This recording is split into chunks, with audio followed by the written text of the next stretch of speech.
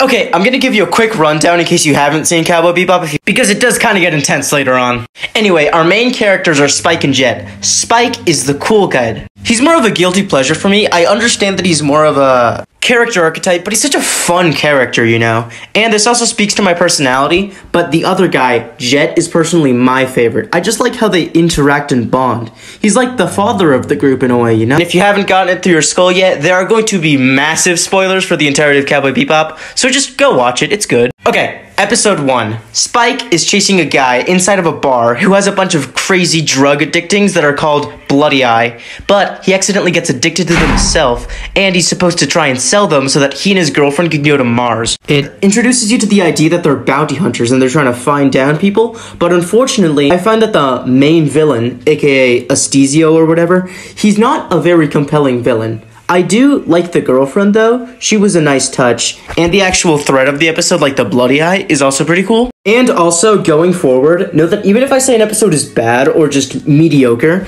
what I mean is it's still a good episode because the animation, music, and style, because the animation's characters and styles are all really good, but in comparison, it's kind of bad. It's also incredibly episodic, so you're gonna hear me talk about each individual plot, and eventually the overarching one. Yeah. This episode is good, moving on. It's a simpler plot than some other ones that have more grander villains, but as an introductory episode to the basics, it is good. I like it more as a pilot than an actual episode of the show, so just keep that in mind. For now, it's going to the top of the list. For some reason, people seem to like Stray Dog Strut a lot less than they do Asteroid Blues, and I don't really understand that sentiment. I like how it's a lot more fast-paced, and gives it a more of a chase element than the other one. The other one had a bit of a pacing problem. It wasn't that noticeable, but it was still there. As for the plot, Spike and Jet are trying to track down a bounty head who is trying to steal a bioengineered dog that was illegally made and worth a shit ton of money. There's also a fun subplot with somebody trying to sell the dog to this random lady, but incidentally breaks all of her stuff, so that was fun. It also strengthens the bond between Spike and Jet, making it more believable that they do things like this on a regular basis, as they seem very calm. There's also a funny little conclusion to the subplot where he has to work for her. Nice. And as a plus note, because I really like dogs, they actually adopt Ein, easily above Asteroid Blues. Introduced to another one of our 5 main characters, Faye Valentine. And honestly, I probably like her more than Spike, which I'm not sure if is a controversial opinion or not. So our friend over here has gotten into some hot water with some bounty hunters, and so they blackmail her into helping them into this scheme with this really intricate poker chip plan. It's not a poker chip, it's a hacker chip. Or she could pay like $50 million, so she chooses the first option. Spike and Jet are also going to this casino, and the mob boss described somebody who looks exactly like Spike. Anyway, the casino set places a very good change of pace for the show. I do like the way it's animated, and seeing Jet out on the field is also pretty fun for the first time. I do still have some problems with this episode. Like, don't you agree that it's a bit contrived that he just happens to look exactly like the guy who's supposed to be transactioning and happens to be in the casino and happens to go to our table? And also the ending isn't the best. Basically, Spike being a mad lad, he eats a poker chip. So the mob boss gets really mad at her, so they have to escape with her, and they catch her on a ride, and the guy put a bounty on her head, so they tie her up and try to turn her into the police, but it's actually a trap, because the guy also tries to kill them to get the chip. And there's this big fight scene, and Faye leaves, and it was kind of annoying because I liked Faye. For those nitpicks, I'm gonna put this at the bottom, but still good. Damn straight, now this is a good episode. The action, villain, and rising tension in this episode is just superb. And it is genuinely one of the greatest villains in Cowboy Bebop. Okay, Jet and Spike are at a really fancy restaurant trying to find a guy to cash in a bounty, right? Yeah, okay, that all happens. And while they're trying to track him down and kill him to get the million wulong or so, whatever, they are rudely interrupted by Sea Rat terrorists, which is an environmentalist group that was turned basically evil by this one woman who decided that their actions need to be more extreme to protect the environment. Attention. We, the Space Warriors, are eco-soldiers who work night and day to preserve the environment and protect... Moving on, as you saw that they were shooting up everybody who was there, which is terrorism, And they didn't even get their lobster saying. And as a comparison, sea rats are basically the equivalent of a less disgusting dolphin. And these space warriors blackmail the government into banning overfishing, or they're going to turn everybody on the planet of Ganymede, which is a Jupiter moon, but into monkeys and restoring the environment that way. So manages to negate the bounty when they have her tied up so that they can't actually arrest her. And they basically have to stop the terrorism by going into hyperspace. And yes, they do stop it. The problem with this episode is they kind of force the ending to happen because Faye finds this like weird crystal. They give her and she dies. Either way, top of the list. Ballad of Fallen Angels is a very special turning point for the series because it is the first plot-driven episode that gives us a look into Spike's past. So you see, he joined a syndicate, and they want to kill all their ex-members because he left them, and they just happen to be controlling the bounty that they're going after. It does, albeit pale to some other episodes that have better pacing and better characterization of Spike, but apart from that, it is still a pretty good episode, and the subplots do hold up pretty well. Like, the Faye one is pretty fun, and the actual way that they murder Mayo Yenfrey, who is the bounty head, is really cool. The dog. Have I mentioned that? Ina's the dog. The action and art direction in this one is also insanely good. This was just going to be an episodic comedy a dark comedy albeit, but this gave me the first insight to what the show could truly do with its characters, and it is marvelous. It'll become more apparent when we get to Jupiter Jazz and the Real Folk Blues, which are episodes 12, 13, 25, and 26 respectively. Vicious, who is the guy that is sent to kill him and that we learn about later, is also an incredibly cool villain in general. His ability to shake Spike's charisma is intuitive of the fact that he's a much bigger threat we've seen beforehand, and this is Spike's fight. This is something that he personally knows and wants to kill, so it gives it more depth. So top of the list, hell yeah. Man, these episodes just keep getting better, dude. Sympathy for the Devil is an absolute banger. I think we're over our rough patch that we had from the beginning. And the reason this one stands out so much is because of the villain. The other stuff is just okay in my opinion. As for the villain, as a child, he was cursed with immortality and the ability never to age. So he basically became that really cynical person. Think of like a Rick and Morty type-esque character. It makes us sympathize for the devil. Wink, wink. So the gang is going after him because he has a big bounty on his head. And to kill him, Spike encounters a victim of his who recently died. His name is Zebra or whatever. He's not really important to the plot, and he's probably the worst part of the episode. And there's some funny visual gags, like everybody always being hungry, which is a running theme. This really fat guy that Jed has to talk to, even though he doesn't want to because he has to get information out of him. I mean, look at him, look how cool he looks with his sunglasses. So that's really the whole thing of the episode. The whole bullet thing in the way that they kill the main villain of the episode is a bit underwhelming, if I'm gonna be honest. I would have preferred it if they somehow tied it into the narrative of... I just think it would have made more sense, but hey, no hate. I'm still gonna put this under Gateway Shuffle, but above Stray Dog Strut. Alright, let's move on. Heavy Metal Queen is, well... it's an episode, I guess. And compared to all of these other ones, it's honestly not great. I'm trying to think of an expression, but I think it's that the writing is really loose in this one compared to all of the other ones where it was more tightly written. To be fair, I did actually enjoy the first 10 minutes or so when it was just focused on the relationship between Spike and VT. But when it deviated from that and going into the other plot, which was them trying to find like this nerd bounty hunter, and you know, it was alright, but I preferred it when it was a more grounded story, and the ending doesn't really match with the rest of the episode because nothing was really set up for it, you know. It's like this big chase sequence that doesn't make sense in the context of it. Characters to fight a relatively easy villain to apprehend, you know. Saying that they had to fully stay into the one formula of a villain and a clear one at that. But if they weren't going to do that, they could have some sort of clever deviation like that nerd character that they wouldn't. They could have employed him somehow instead of kind of just leaving him to the side. Honestly, it kind of peaks with the battle fight in the beginning. And it continuously loses momentum until it just kind of out of existence, if you know what I mean. So in conclusion, Heavy Metal Queen was not the best. I struggle to say that it's bad because it does have some pretty good elements. Like VT is okay in some scenes and there are some pretty funny gags, but overall, I'm still gonna put this at the bottom of the list. Yeah.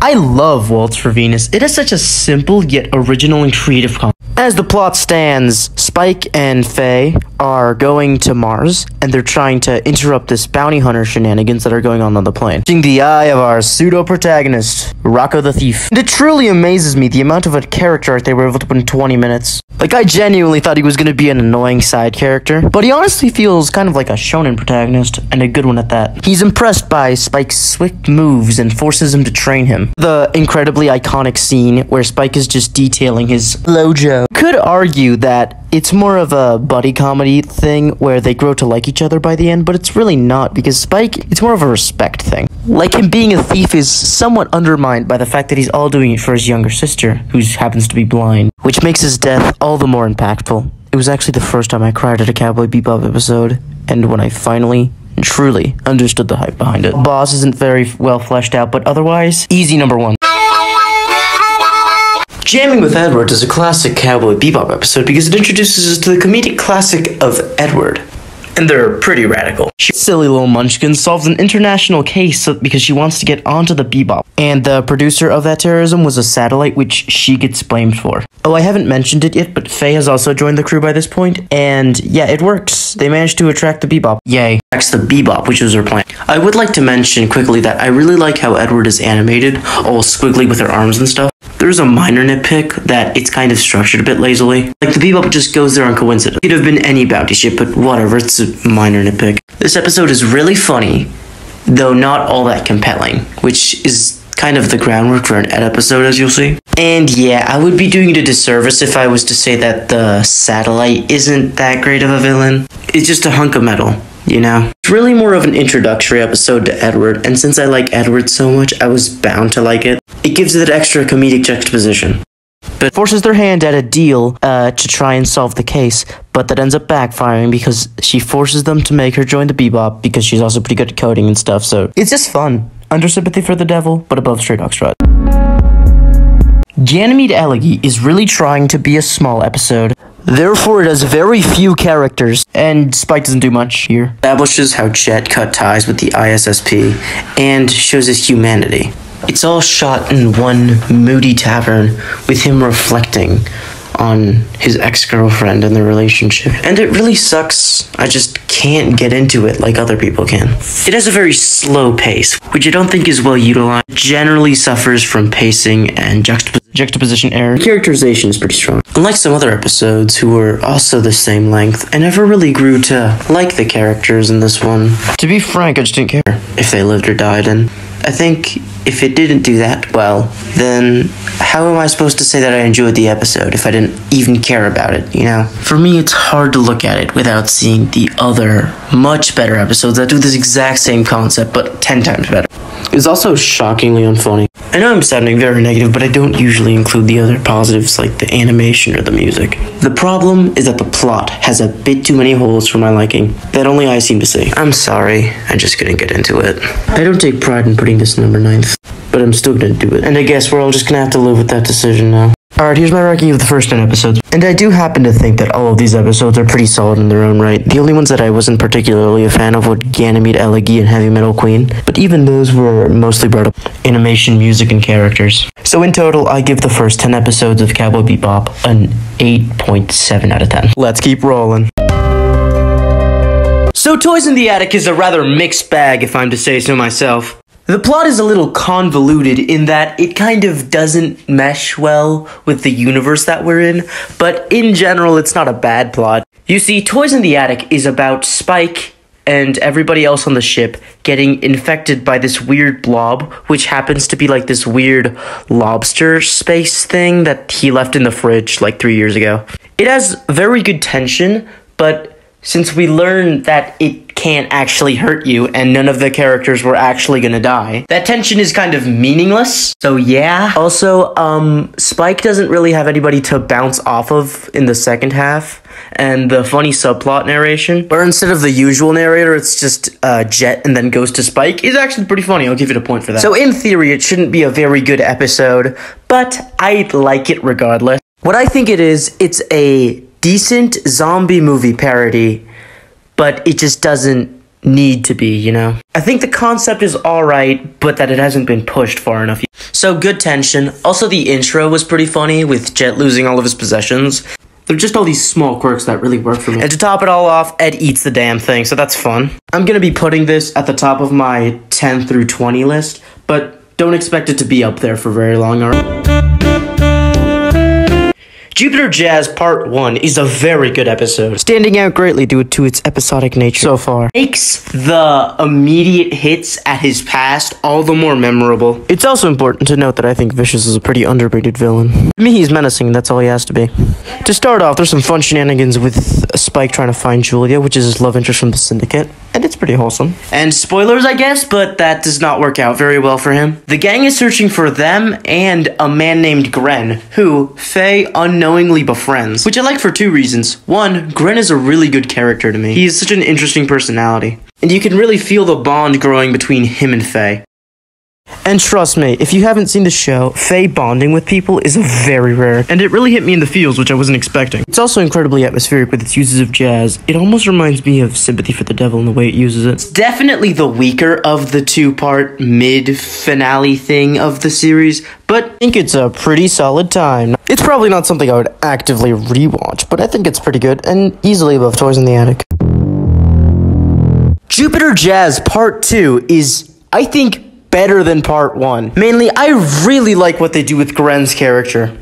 Their confrontation with Vicious has got to be one of the best scenes in the entirety of Cowboy Bebop. The action, the lighting, the intensity of the flashbacks, it's all just so good. And Spike, who was somewhat sidelined in the first part, is now almost in central control by the end. It's amazing. Flashbacks also give us a step into Vicious's mentality, which is just kind of a demented form of nihilism. It is apparent he has severe PTSD and mental issues. I also really like how the flashbacks are done with this dusty look. I know it's because it's in a desert, but I think it's a really nice touch, even if it isn't intentional. Also, like the war aspect gives you a lot more questions about the world and makes you more intrigued going forward on. And as I said in the first part, I really like Gren's character, so when they died in the end, I got really emotionally hit. It was the second time I've cried since Waltz for Venus, and I am proud to admit that. It all just feels so real, in a way, including how Faye's so disappointed. So obviously it's on the top of the list. What were you expecting? Bohemian Rhapsody is such a fun episode. The villain is basically an unpaid intern who saw problems with the development system that he made, so for some reason he set a plan in motion that in 50 years they would all malfunction and he would be able to steal money from all of them. But he went senile, so he was unable to do that, and the only thing that remains of him is his desire to play chess, which the bounty hunters eventually find out.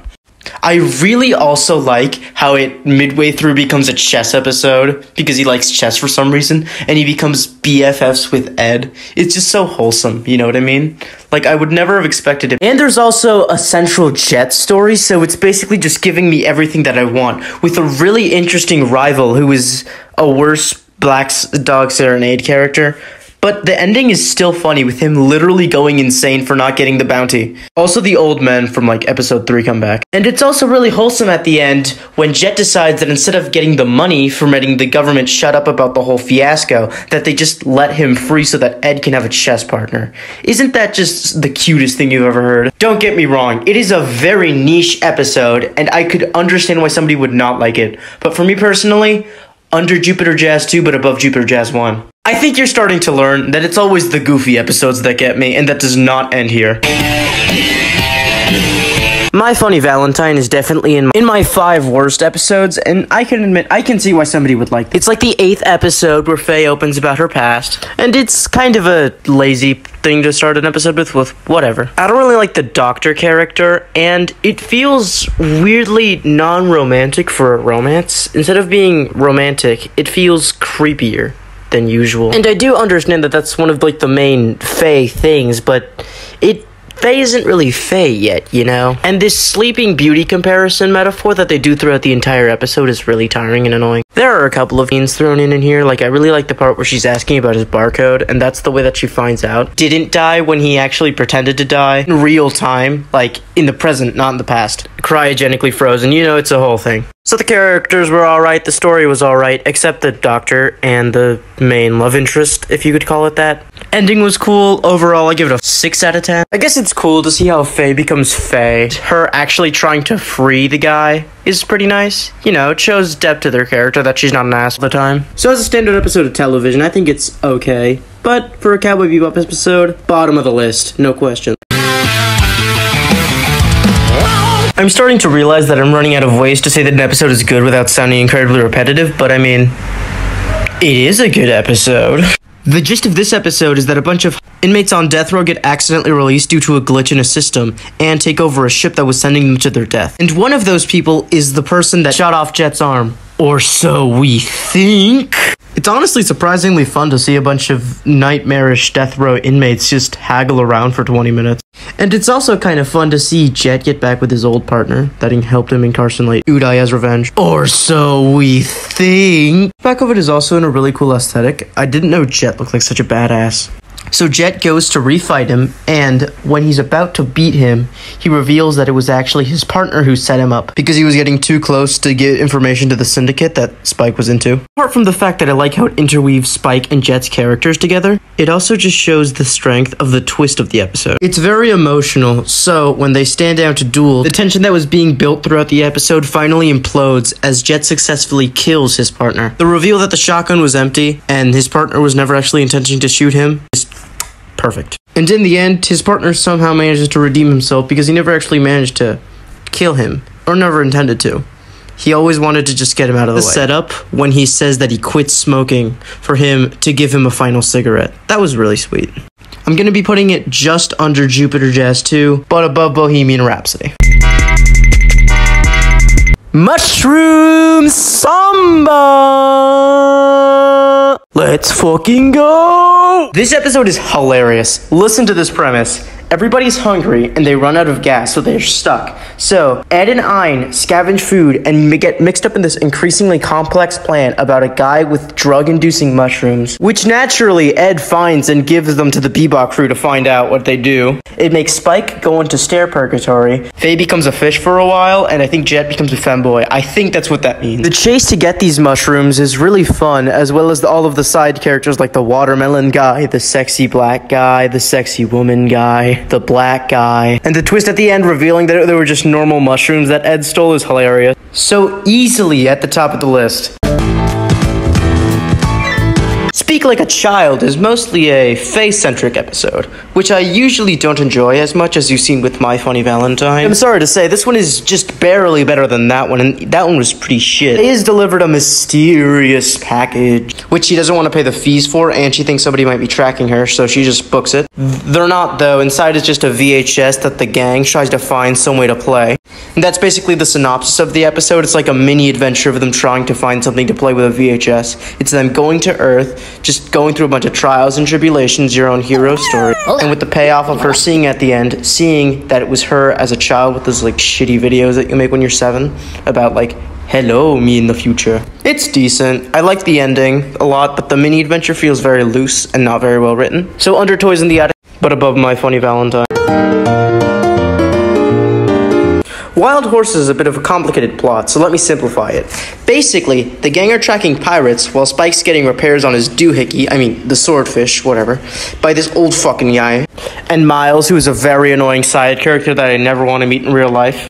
Anyway, after they're done repairing things, the pirates do some bullshit virus that endangers Spike, because they got like some Ed-level technology of hacking. So this old crone and Miles go out to save them because they were eavesdropping on him using a radio. Save him, and everybody lives in the end, except the pirates. I think they died. I don't really like the pirates in the episode, but I think I like the old man and Spike's relationship, so I'll be putting it above My Funny Valentine.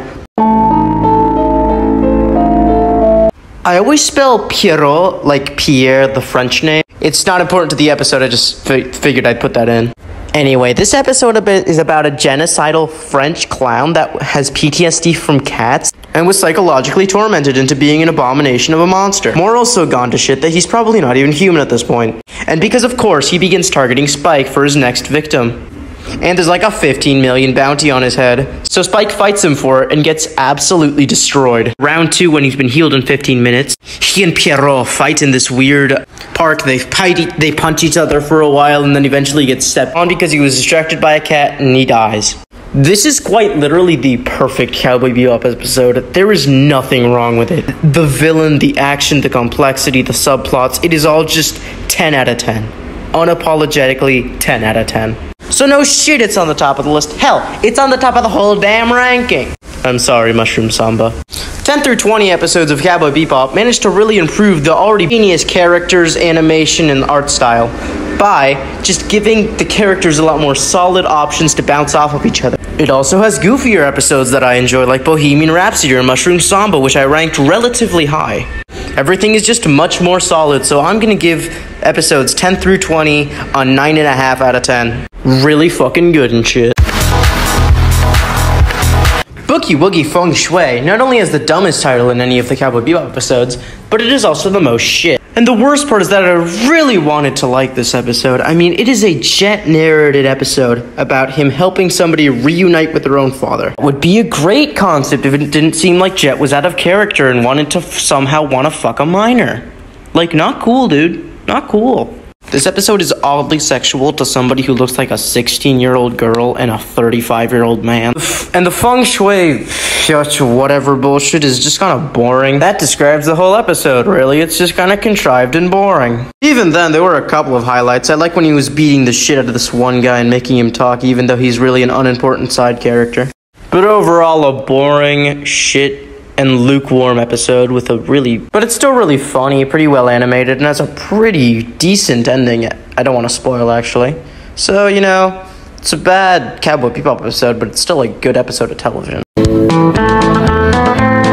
Cowboy Funk is usually cited as an underrated or overhated episode of Cowboy Bebop, and I think it's really, really funny. It is probably the second funniest episode besides Mushroom Samba. I think people don't like it because it's really unserious and really close to the triple fart finale, but I like it. It was always the goofy episodes that got me.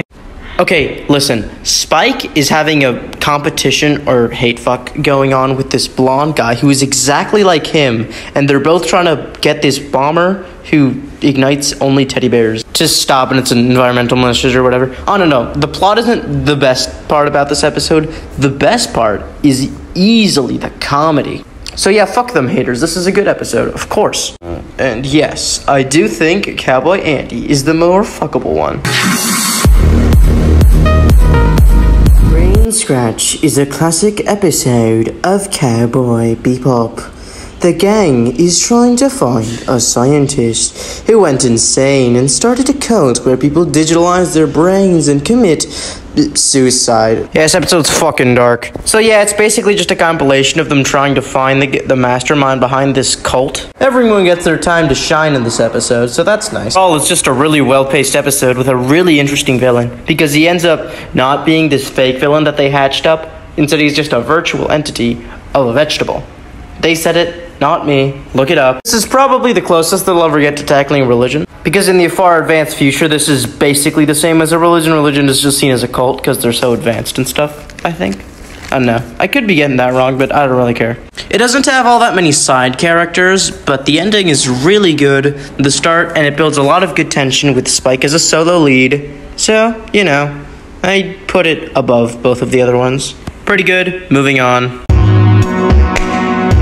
So you know how I didn't really like My Funny Valentine or Speak Like a Child? Well, they went to the drawing board and said, why don't we make a Faye episode that isn't terrible this time? And by gosh, by golly, they managed it. Here there are two divergent plots. One, where Spike and Jet and Ed are trying to capture a criminal due to a misunderstanding that ends up being Ed's dad. Yeah. And Faye going to her hometown and sitting amongst the rubble of her old town. It manages to balance out the aspects of the side characters, like the dad, the assistant who does a really funny gag, the nun, and I don't really like the mini-kids, but that's fine. And apparently, since Ed and Ein aren't mature enough for the ending, they just leave this episode because they want to go on their own path so that they don't have to deal with all of the death that's about to happen in the next couple of episodes, aka the two-part finale. And they're my two favorite characters, so you know, I got actually hooked on them leaping into the sunset. I was genuinely emotionally moved. Even though it was a funny episode, it manages to hold itself together through its great characters. And with the power of its ending, I'm going to be putting it above Brain Scratch.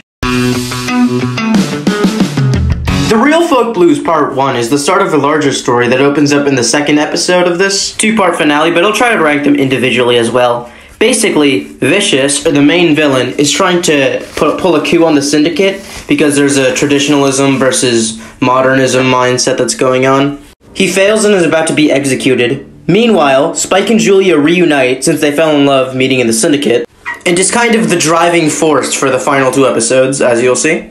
Though they don't meet up originally, she's supposed to actually kill him, but Faye gives him a message so that they can meet up, and that touches her so much that she decides not to kill him. And she didn't want to kill him, obviously. It was emotional blackmail by Vicious, who, by the end of the episode, manages to break out of his death sentence, kill all the elders, and decides to target all of the ex-members, including Spike and Julia, meaning that in the final episode, after this one, Spike and Vicious will have their final confrontation, and I know it's a bit generic because it's the build-up to the whole show, but I really like it, and I am going to be putting it at the top of the list. Sorry. Here we are, the final episode of Cowboy Bebop, and arguably its greatest, to me at least. Spike decides that even if it costs him his life, he's going to kill Vicious, or try his very hardest. And if needed anybody else to need vengeance for, a sharpshooter kills Julia by Vicious's order. Jet tries to remedy this in a subplot by trying to find a way to not have him dead, but he's told that the fate has already been chosen and that he can't do anything about it. With nothing to live for and nobody else to turn to, he fights Vicious, climbing his way up the tower and saying goodbye to everybody he loved. There's some sacrifices, there's a lot of death, and there's an awesome climax, but in the end, Spike Spiegel kills Vicious by his own hand, but being fatally wounded, our space cowboy dies with a beautiful hallelujah as we say goodbye to an amazing show. As the culmination to everything in the show, I'm gonna easily be putting it at number 1. The last 6 episodes of Cowboy Bebop were a bit of a mixed bag. For one, Boogie Boogie Feng Shui is a pretty bad episode, but Real Folks Blues 2, 1, and Hard Luck Women hit incredibly hard, as well as Brain Scratch and Cowboy Funk being good episodes in their own right. So I'm gonna give this final stretch a 9.7 out of 10. As for the episodes, from worst to best, they are Boogie Woogie Feng Shui, My Funny Valentine, Speak Like a Child, Heavy Metal Queen, Ganymede Elegy, Hunky Tonk Women, Asteroid Blues, Wild Horses, Toys in the Attic, Stray Dog Strut, Cowboy Funk, Jamming with Edward, Brain Scratch, Sympathy for the Devil, Jupiter Jazz, Part 1, Gateway Shuffle, Bohemian Rhapsody, Hard Luck Women, Ballad of Fallen Angels, Black Dog Serenade, The Real Folk Blues, Part 1, Jupiter Jazz, Part 2, Waltz for Venus, Mushroom Samba, Pierre Le Fou, The Real Folk Blues, Part 2. So yeah, that was Cowboy Bebop. It was a pretty good show. I liked most of the episodes. There were like 2 bad ones, but everything else was pretty good. It's free on Netflix if you still want to watch it, or some other very legal streaming service. Do a subscribble, like the video, and this is my TikTok. Now see you next week when I rank them all on Smashability.